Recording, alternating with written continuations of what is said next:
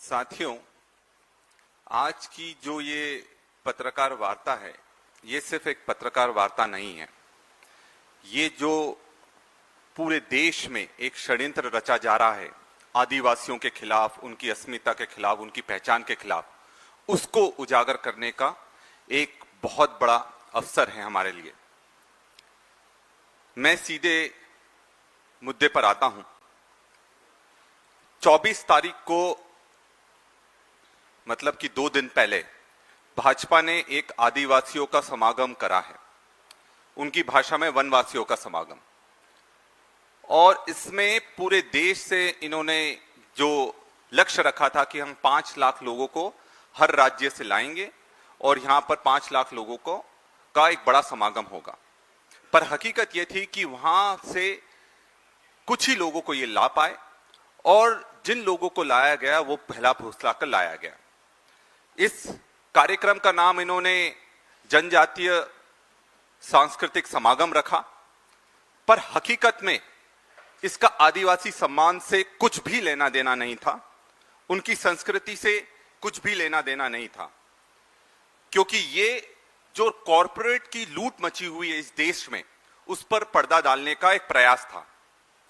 एक तरफ अंडमान निकोबार में, सेजीमाली में, हसदेव में ये आदिवासियों के घरों पर, आदिवासियों के जंगल और पेड़ों पर बुलडोजर चलाने का काम कर रहे हैं। एक तरफ जो भी आदिवासी आवाज उठाता उसका एनकाउंटर कर दिया जाता है, और दूसरी तरफ संस्कृति का ढोंग करते हैं और उनकी जमीन पर कब्जा करते जा रहे हैं। मैं सबसे पहले उन सभी आदिवासी योद्धाओं को सलाम करता हूं जिन्होंने इस कार्यक्रम में जाकर आदिवासियों की आवाज को बुलंद करा और जो सच्चाई थी सबके सामने लाकर खड़ी कर दी। साथियों, भाजपा का आदिवासी संस्कृति से कुछ लेना देना नहीं है। उनका अगर लेना देना है तो आदिवासी जो जमीन पर बैठे हैं, जिसके नीचे खनिज है, उससे उनका लेना देना है।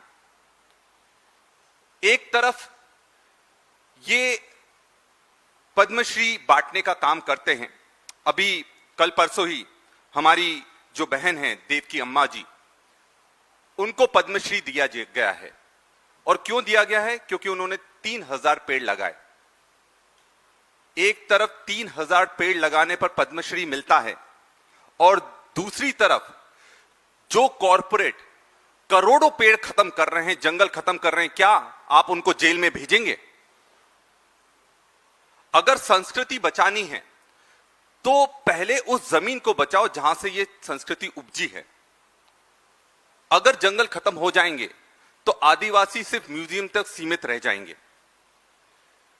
ग्रेट निकोबार आइलैंड में जब राहुल जी गए, इन्होंने बड़ी बड़ी बात कही बीजेपी वालों ने कि वो तो नेशनल सिक्योरिटी को खतरा है, वो तो बहुत गलत कर रहे हैं राहुल जी। पर जब राहुल जी वहां गए, उन्होंने देखा कि वहां करोड़ों पेड़ काटे जाने वाले हैं। 1 करोड़ से ज्यादा अंडमान निकोबार में पेड़ काटे जाने वाले हैं। और मैं वहां 3-4 बार खुद होकर आया हूं, इसलिए सीधी बात करता हूं। वहां पर जो ट्रांसशिपमेंट पोर्ट बन रहा है और जो ये सिक्योरिटी की बात करते हैं, एक छोटे से क्षेत्र में ये चीजें हो सकती हैं। ग्रेट निकोबार की अभी आबादी है 8000 लोग, सिर्फ 8000, और इनका जो टारगेट है वहां पर 5 लाख लोगों को लाकर बसाने का है। क्या जरूरत है 5 लाख लोगों की? अगर आपको नेशनल सिक्योरिटी के सिर्फ सवाल है, वो छोटे से क्षेत्र में हो जाएगी। पर नहीं, ये वहां पर टाउनशिप लाएंगे क्योंकि उससे पैसा आएगा। ये वहां पर अलग अलग कसिनो शुरू करेंगे क्योंकि पूरा आइलैंड अडानी खरीद लेगा, और तब जाकर इनका जो लक्ष्य है वो पूरा होगा। पर मैं आपको बता दूं, वहां पर शोम्पेन जनजाति रहती है, जो कि पूरे विश्व में सिर्फ 200 लोग बचे हैं, हमारे आदिवासी भाई बहन। वो पूरी तरह से खत्म हो जाएंगे जब ये जंगल खत्म हो जाएंगे। यही नहीं, वहां पर यूनेस्को ने बायोस्फीयर रिजर्व डिक्लेयर कर रखा है, उसको अभी ये कुछ सम्मान नहीं करते हैं। जैसे ही ये प्रोजेक्ट आया, 7 ऑफशोर माइनिंग प्रोजेक्ट पहले ही आवंटित किए जा चुके हैं, मतलब उसको रिसोर्स फ्रंटियर की तरह ये उपयोग करना चाहते हैं। और साथ में एक बहुत बड़ा मैं आपको बात बताने जा रहा हूं कि ये जो 5 लाख लोग लाकर बसा रहे हैं, आपको अभी जानकारी नहीं होगी, जो ग्रेट निकोबार आइलैंड है, अंडमान निकोबार, ये सेस्मिक जोन में मतलब अर्थक्वेक में 5 ग्रेड से बढ़ाकर इसको 6 ग्रेड में डाल दिया गया है। मतलब जो सबसे ज्यादा क्रिटिकल एरिया है जहां भूकंप आ सकता है। क्या ये 5 लाख लोग जो बाहर से ला रहे हैं उनको मरने के लिए वहां छोड़ रहे हैं? ये एक बहुत बड़ा सवाल है। और यही नहीं, अंडमान निकोबार जो क्षेत्र है ये हमारा क्लाइमेट का शील्ड की तरह एक्ट करता है, क्योंकि जो भी मॉनसून हमारे देश में आता है उसका गेटवे अंडमान निकोबार है। तो जहां आप ये पेड़ काट देंगे उसके बाद सूखा मेनलैंड में पड़ना शुरू हो जाएगा। तो ये इन चीजों का जवाब कौन देगा? क्या नरेंद्र मोदी जी, अमित शाह जी इस चीज का जवाब दे सकते हैं? अभी मैं आपको एक वीडियो दिखा रहा हूं, वो वीडियो देखिए और उसके बाद मैं बताऊंगा कि जो आदिवासी बनाम वनवासी का कितना बड़ा खेल ये लोग खेल रहे हैं। आप वीडियो चालू कीजिए।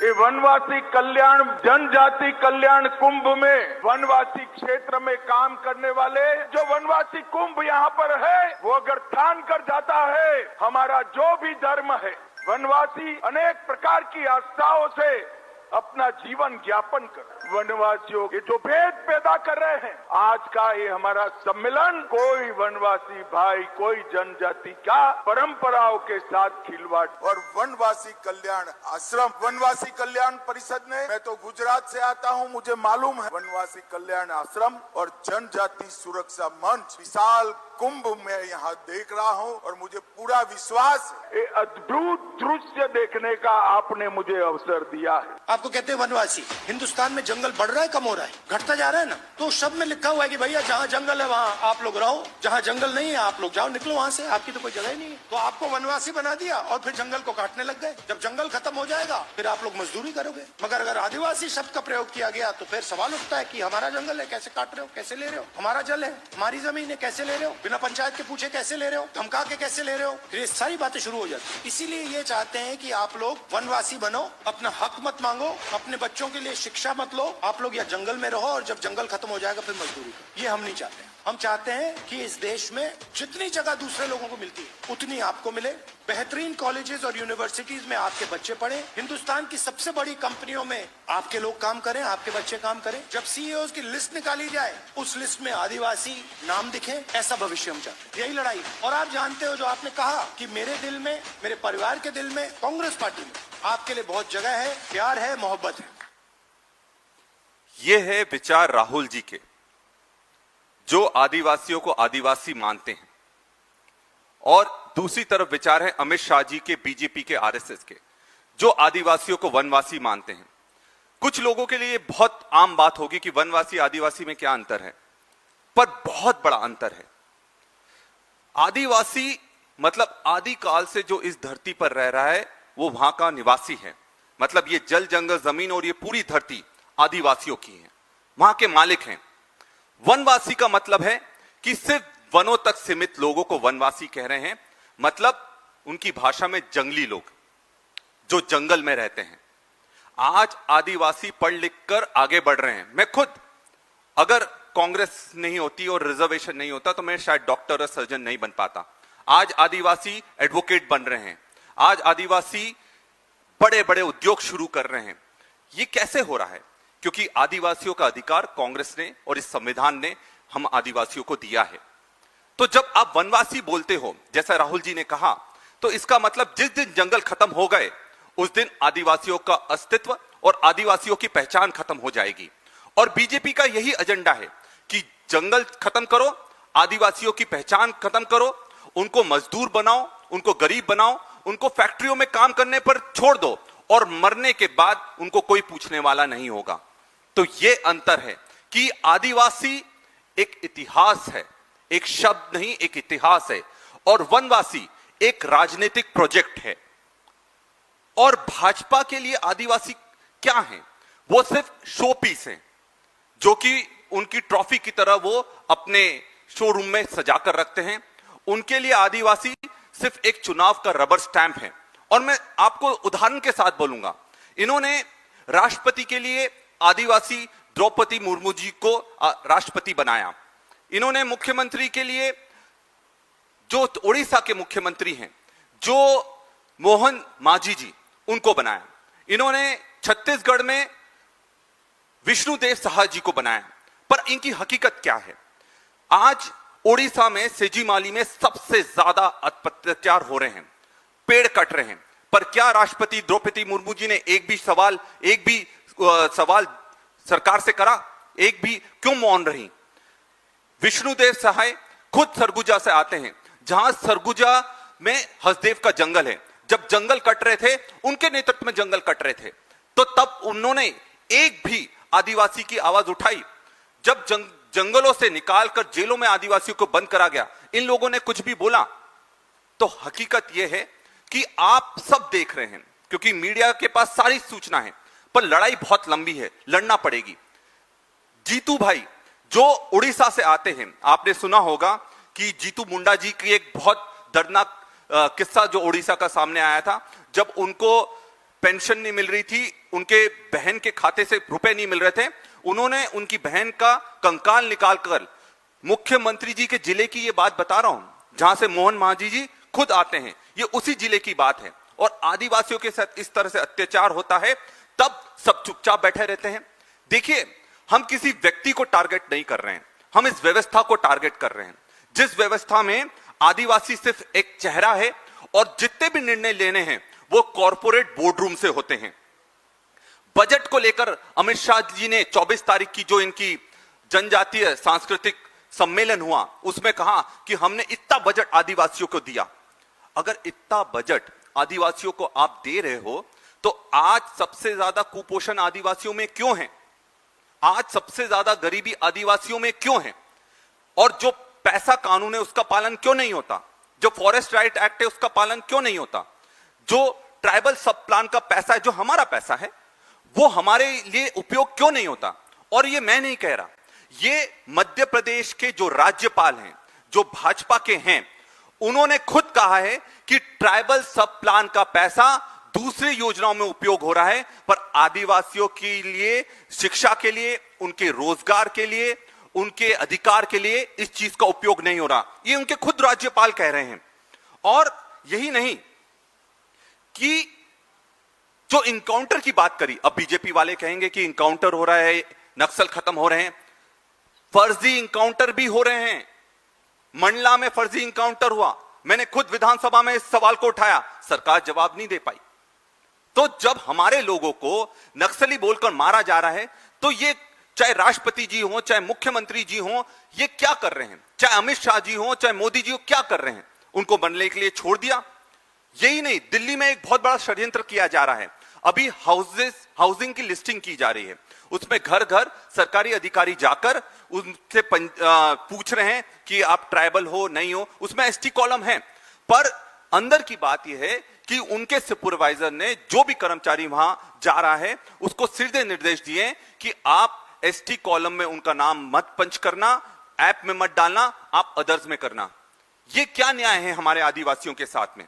और अभी जो बहुत बड़ा मुद्दा है, यूसीसी को लेकर है, डीलिस्टिंग को लेकर है, जो यूनिफॉर्म सिविल कोड की ये बात कर रहे हैं, चाहे डीलिस्टिंग की बात कर रहे हैं, ये आदिवासियों को पूरी तरह से उनकी पहचान और उनके अधिकार को खत्म करने का काम कर रहे हैं। आदिवासी एक विशेष समुदाय है और उसके आधार पर उन्हें आरक्षण मिला है, संविधान में सुरक्षा मिली है, क्योंकि उनकी अलग परंपराएं हैं, उनकी अलग रीति रिवाज हैं। आदिवासी को आरक्षण जो उनके साथ अन्याय हुआ है उसके लिए मिला है। आदिवासियों को आरक्षण धर्म के आधार पर नहीं मिला है, जो कि ये डीलिस्टिंग में ये कोशिश कर रहे हैं कि आदिवासियों को बांट दो, उनको अलग कर दो और उनमें लड़ाई डाल दो, और उसके बाद जितने भी आदिवासी अधिकार हैं उनको छीन लो। इसकी क्रोनोलॉजी समझिए। सबसे पहले ये आदिवासियों को धर्म के नाम पर बांट रहे हैं, उनको जातियों के नाम पर बांट रहे हैं, उनको अलग अलग क्षेत्रों के नाम पर बांट रहे हैं। जब आदिवासी बढ़ जाएगा, उनका एसटी स्टेटस खत्म हो जाएगा, तब ये आदिवासियों का आरक्षण भी कम कर देंगे, क्योंकि उनकी संख्या कम हो जाएगी तो उनका आरक्षण भी कम हो जाएगा। और उसके बाद सबसे बड़ा खेल शुरू होगा। जो भी आदिवासी विधानसभाएं हैं, आदिवासी लोकसभाएं हैं, उनको कम कर दिया जाएगा। और यही नहीं, आज सबसे ज्यादा किसी भी बड़े बड़े कॉर्पोरेट को सबसे ज्यादा दिक्कत क्या है? क्योंकि उनको खनिज संपदा चाहिए, उनको आदिवासियों को जमीन चाहिए, और वो कहां है? वो आदिवासियों के क्षेत्र में है। तो जब इनकी संख्या कम हो जाएंगी तो आदिवासी जो आरक्षित क्षेत्र हैं वो भी अनारक्षित हो जाएंगे। तो जो जो नियम आज संविधान से इन जंगलों को सुरक्षित रख रहे हैं, आदिवासियों को सुरक्षित रख रहे हैं, वो पूरी तरह से खत्म कर कर फिर इस देश को और इस जंगल को कोई नहीं बचा सकता। अगर आदिवासियों के जो आरक्षित क्षेत्र हैं, 5वीं अनुसूची, 6ठी अनुसूची के क्षेत्र खत्म कर दिए जाएंगे तो फिर उनको जंगल लूटने से कोई भी नहीं बचा सकता। साथियों, भारत एक विशाल देश है और इसकी सबसे बड़ी ताकत हमारी डाइवर्सिटी है। जो अलग अलग लोग हैं, अलग अलग जातियों के, अलग अलग संप्रदायों के, अलग अलग धर्म के, यही हमारी सबसे बड़ी ताकत है। बीजेपी यूसीसी और डीलिस्टिंग के माध्यम से वो जो हमारी ताकत है डाइवर्सिटी, उसको खत्म करना चाहती है। मैं एक ऐतिहासिक चीज आपके सामने रख रहा हूं जो कि संविधान सभा में हमारे आदिवासियों के महान नेता जयपाल सिंह मुंडा जी ने संविधान सभा में कहा था। उन्होंने कहा था, हम पहले आदिवासी हैं, हम बाद में भी आदिवासी हैं, हम आखिर में भी आदिवासी हैं। तुम नहीं तय करो सकते हमारा धर्म क्या होगा, तुम नहीं तय कर सकते हमारा वर्ग क्या होगा, तुम नहीं तय कर सकते हमारी परंपराएं क्या होगी, तुम नहीं तय कर सकते हमारी भाषा क्या होगी, तुम नहीं तय कर सकते हमारी सभ्यता क्या होगी। हमारे पूर्वजों ने हमारे लिए ये सब कुछ तय कर कर गए हैं। तो उन्होंने जो कहा है बिल्कुल साफ है कि बीजेपी सांस्कृतिक एजेंट बनकर यह सोच रही है कि वो हमारे अधिकारों के साथ खिलवाड़ कर सकती है, पर हकीकत यह है कि हम अपने अधिकारों के साथ खिलवाड़ नहीं होने देंगे। और बीजेपी ये कान खोलकर सुन ले कि बिरसा मुंडा लड़े थे गोरों से, हम लड़ेंगे चोरों से। बिरसा मुंडा जी ने जो लड़ाई लड़ी थी, आज जिनके लिए ये बड़े बड़े कार्यक्रम कर रहे हैं पर उनकी विचारधारा नहीं समझ पा रहे हैं, बिरसा मुंडा जी ने पहले भी जमीन के लिए लड़ाई लड़ी थी, क्योंकि उस समय तब के जमींदार और अंग्रेज हमारी जमीन छीन रहे थे, हमारे जंगल छीन रहे थे, हमारे साथ अन्याय हो रहा था।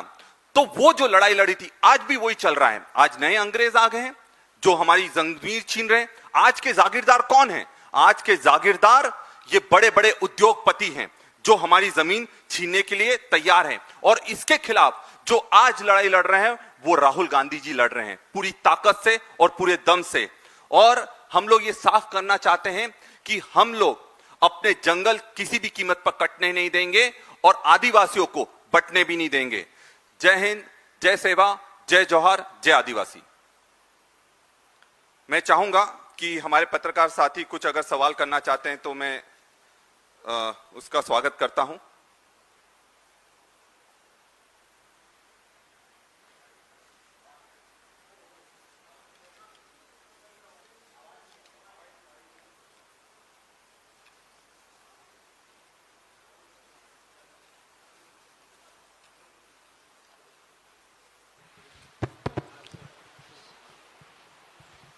सर, मैं हरिओम हूँ, झारखंड रिपोर्टर से। आदिवासी राज्य है हमारा और वहाँ हमारा डिजिटल प्लेटफॉर्म झारखंड रिपोर्टर अग्रणी न्यूज़ प्लेटफॉर्म है। हमारे 3 सवाल हैं, चूँकि अभी झारखंड प्रदेश में आदिवासियों में डीलिस्टिंग का मुद्दा बड़ा जोर शोर से चल रहा है। डीलिस्टिंग पर कांग्रेस पार्टी की क्या राय है? दूसरी, जनगणना में आदिवासियों के लिए कोई धर्म कोड अभी इस मौजूद नहीं है, जबकि जो 1871 में हुई थी और उसके बाद से 1961 तक के जनगणना में एक अलग धर्म कोड आदिवासियों के लिए था। 1961 में तत्कालीन कांग्रेस सरकार ने हटा दिया था उसे। तो आप ही की पार्टी कांग्रेस पार्टी अभी झारखंड में एक अलग धर्म कोड की मांग करती है। तीसरा सवाल, यूसीसी से अभी यूसीसी यूनिफॉर्म सिविल कोड पे जो गृह मंत्री ने कहा है कि इससे आदिवासी बाहर रहेंगे, इस पे क्या राय है कांग्रेस पार्टी की? देखिए, सबसे पहले तो तीसरे सवाल से शुरू करते हैं।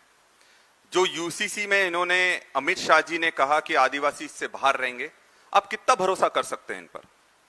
ये पहले कुछ और बोलते हैं, उसके बाद क्योंकि इन्होंने पहले बोला कि हम सबको इसके दायरे में लाएंगे और फिर इसको लेकर जो आदिवासियों ने विरोध करा है और पूरे देश के आदिवासियों ने इसका विरोध करा है कि अगर यूसीसी में हमको डाला तो हम इस चीज का जबरदस्त तरीके से विरोध करें, तो अमित शाह जी का यह बयान डरने के बाद का है।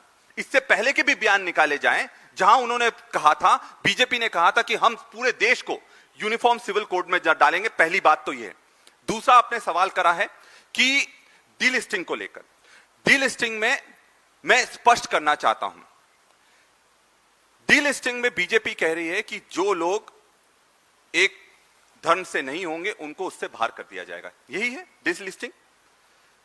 मैं आपसे सवाल करता हूं, आदिवासियों को आरक्षण धर्म के आधार पर मिला है कि नहीं मिला है? आदिवासियों को आरक्षण धर्म के आधार पर नहीं मिला है। आदिवासियों को आरक्षण विशेष समुदाय के आधार पर मिला है। जो ऐतिहासिक अन्याय उनके साथ हुआ है उसको भरपाई करने के लिए मिला है।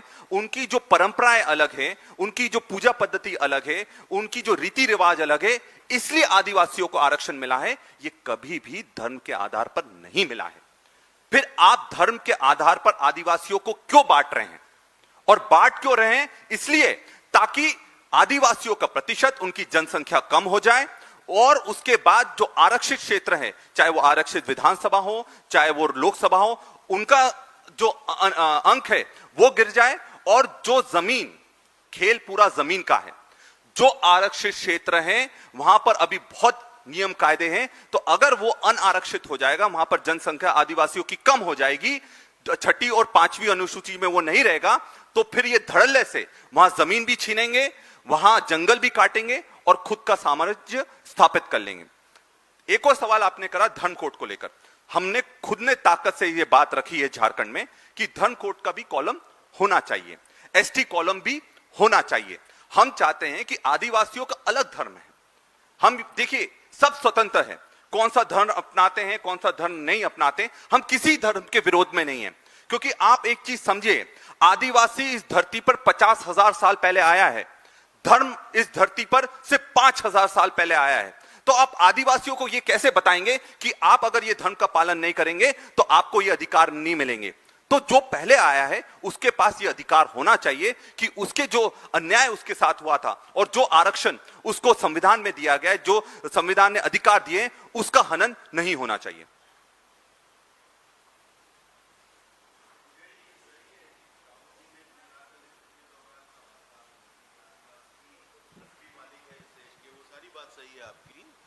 लेकिन यूसीसी एक के बाद एक स्टेट में, असम में भी लिस्टेड हो गया, वहां पे भी पास हो जाएगा, एक एक स्टेट में पास हुआ जा रहा है। ऐसे में आपका प्लान क्या है? आप कह रहे हैं विरोध कर रहे हैं, लेकिन विरोध है कहां?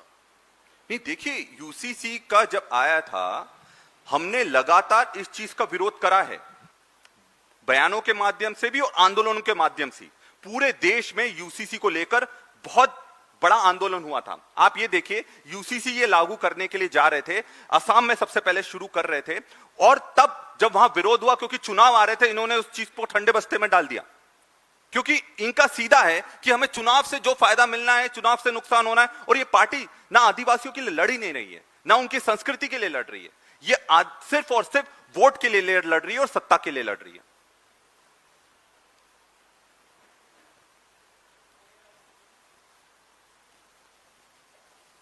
Okay, thank you.